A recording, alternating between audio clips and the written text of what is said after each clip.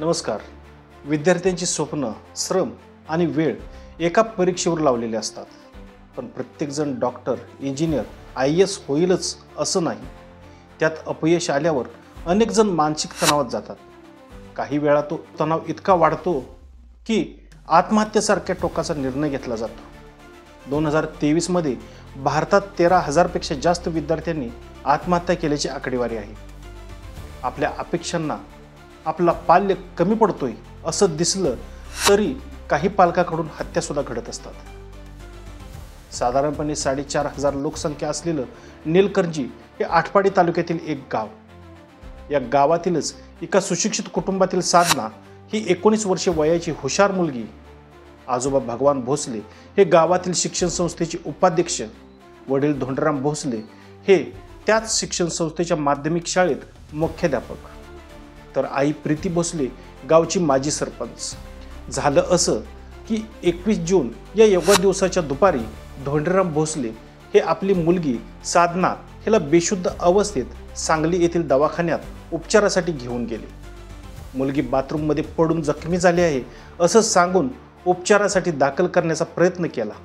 मात्र दुर्दैवाने उपचार करण्याआधीच तिचा मृत्यू झाला होता. यानंतर तिला घरी आणून अंत्यसंस्कार करण्यात आले. दुःखाचा डोंगर कोसळलेल्या त्या मुलीच्या आईला आपल्या पतीविरोधात म्हणजेच मुख्याध्यापक धोंडराम भोसले विरोधात पोलिसात फिर्याद देण्याची वेळ आली. धोंडराम भोसले यांनीच आपली मुलगी साधना भोसले हिला अमानुष मारहाण केल्याने तिचा मृत्यू झाल्याची तक्रार प्रीती भोसले यांनी आटपाडी पोलिसात दिली. या प्रकरणाने आटपाडी तालुक्यासह संपूर्ण महाराष्ट्र हादरला. काय घडलं त्या दिवशी आणि मुख्याध्यापक असलेल्या धोंडराम भोसले यांनी आपली मुलगी साधना हिला अमानुष मारहाण का केली हे आपण या भागामध्ये पाहूया. नमस्कार, मी सुधीर गोडके आणि आपण पाहताय मराठी टाइम्स. नवनवीन माहितीपूर्ण व्हिडिओ पाहण्यासाठी आमचा चॅनल नक्की सबस्क्राईब करा. पालकांना आपल्या मुलांचे भविष्य उज्ज्वल हवे असते आणि त्यासाठी नीट किंवा JEE सारख्या परीक्षा उत्तीर्ण होणे हे यशाचे मापदंड बनले आहे. अनेक पालक आपल्या मुलांना डॉक्टर किंवा अभियंता बनवण्याचे स्वप्न पाहतात, परंतु या स्वप्नांचे ओझे मुलाच्या खांद्यावर येऊन पडते. तुला चांगले गुण मिळालेच पाहिजेत किंवा आम्ही तुझ्यासाठी इतके करतोय, तू आमची अपेक्षा पूर्ण कर, असे उद्गार मुलांना सतत ऐकावे लागतात. त्यामुळे विद्यार्थ्यांमध्ये तणाव, चिंता आणि भीती निर्माण होते. अशी चिंता आणि भीती मुलांना सतावत असतातच, परंतु त्याचबरोबर पालकांच्या अवास्तव अपेक्षांच्या ओझ्याखाली मुलांच्या इच्छा अपेक्षा दबून जातात.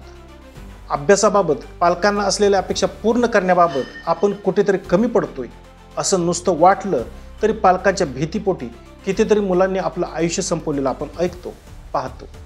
पण सराव परीक्षेत मुलीला अपेक्षित मार्क मिळाले नाहीत म्हणून एका मुख्याध्यापक असलेल्या पित्याने आपल्या मुलीला अमानुष मारहाण करून अक्षरशः मारून टाकले. वैद्यकीय शिक्षणाचे स्वप्न असणारी साधना हिने आटपाडीत खाजगी शिकवणीत प्रवेश घेतला होता. या शिकवणीत घेतलेल्या 12वीच्या सराव परीक्षेत कमी गुण मिळाल्यानंतर झालेल्या वादातून चिडलेल्या जन्मदात्या बापाने पोटच्या लेकीला एवढी बेदम मारहाण केली की त्यात तिचा मृत्यू झाला. जन्मताच हुशार असणारी साधना आटपाडीत 12वीचे शिक्षण घेत होती. तिला 10वीला 93% गुण मिळाले होते. तिचा गावातील शाळेत पहिला क्रमांक आला होता. वैद्यकीय अभ्यासक्रमाला प्रवेशाचे स्वप्न मनात घेऊन ती तयारी करत होती. तिला डॉक्टर करण्याचे कुटुंबियाचे स्वप्न होते. त्यासाठी साधना हिला खाजगी शिकवणी लावली होती. त्या शिकवणीत नुकतीच एक सराव परीक्षा झाली. त्यात तिला कमी गुण मिळाले.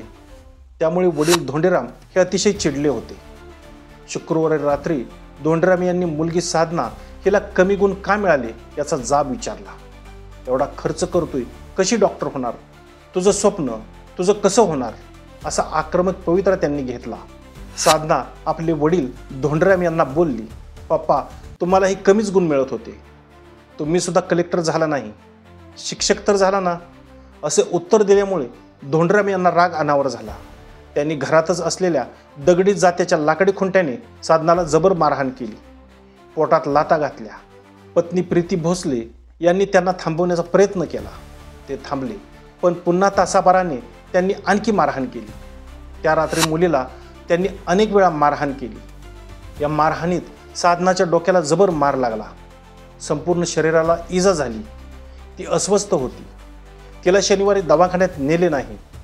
धोंडीराम भोसले शाळेला योगा देण्याच्या कार्यक्रमानंतर घरी आल्यानंतर साधना बेशुद्ध अवस्थेत आढळली. त्यानंतर घाबरलेले धोंडीराम भोसले हे साधनाला घेऊन सांगलीला दवाखान्यात गेले. मुलगी बाथरूममध्ये पडून जखमी झाली असे भासवून त्यांनी उपचारासाठी दाखल करण्याचा प्रयत्न केला. मात्र दुर्दैवाने उपचार सुरू होण्याआधीच तिचा मृत्यू झाला होता. साधनाच्या पार्थिवाचे शवविच्छेदन करताना तिच्या शरीरावर मारहाण केलेले अनेक व्रण आढळले. त्यामुळे पोलिसांनी चौकशी केली. त्यानंतर खुनाचा हा प्रकार उजेडात आला. शवविच्छेदनानंतर शनिवारी रात्री साधनाचा अंत्यविधी केला. साधनाची आई प्रीती भोसले यांनी आटपाडी पोलीस स्टेशनला तक्रार दिल्यानंतर साधनाचे वडील धोंडीराम भगवान भोसले यांना पोलिसांनी खून प्रकरणी अटक केली आहे. कायद्यानुसार त्यांच्यावर योग्य ती कारवाई होईलच, पण पालकांच्या मुलांकडून असलेल्या अवास्तव अपेक्षा आणि त्याचे परिणाम पाहून खूप अस्वस्थ होतं. एक जन्मदाता बाप जो समाज घडवण्याचे व्रत घेतलेला शिक्षक आहे, त्याच्या हातून अशी रानटी कृती घडते. यावेळी अशा घटनेवर काय बोलायचं? या अमानुष घटनेने संपूर्ण तालुक्यातून हळहळ व्यक्त केली जाते. गावातील लोक तर अक्षरशः हादरून गेले आहेत. शेवटी सर्व पालकांना एकच सांगू वाटतंय की आपल्या अवास्तव अपेक्षांचे ओझे टाकून आपल्या मुलांचे बळी घेऊ नका. आयुष्यात भरपूर मार्ग असतात. तुमच्या मुलाला योग्य दिशा द्या, त्यांचे मार्गदर्शक बना, मित्र बना, पण त्यांचा रिमोट बनण्याचा प्रयत्न करू नका. पालकत्व म्हणजे केवळ भविष्याची सुरक्षित गुंतवणूक नाही, तर ती एक जबाबदारी आहे. समजून घेण्याची, समजावून सांगण्याची आणि साथ देण्याची. असा विचार जर पालकांनी केला तर मुलांचे आयुष्य हे आनंदी आणि यशस्वी झाल्याशिवाय राहणार नाही. निलकंजी या गावातील घटनेविषयी तुम्हाला काय वाटतं? मुलांच्याकडून इतक्या अपेक्षा करणं आणि त्यांच्यावर मानसिक दबाव टाकणं यामुळे मुलांचं आयुष्य यशस्वी होईल का? तुम्हाला काय वाटतं? नक्की कमेंट करून सांगा. आमचा एपिसोड आवडला असेल तर नक्की लाईक, शेअर आणि सबस्क्राईब करा. धन्यवाद.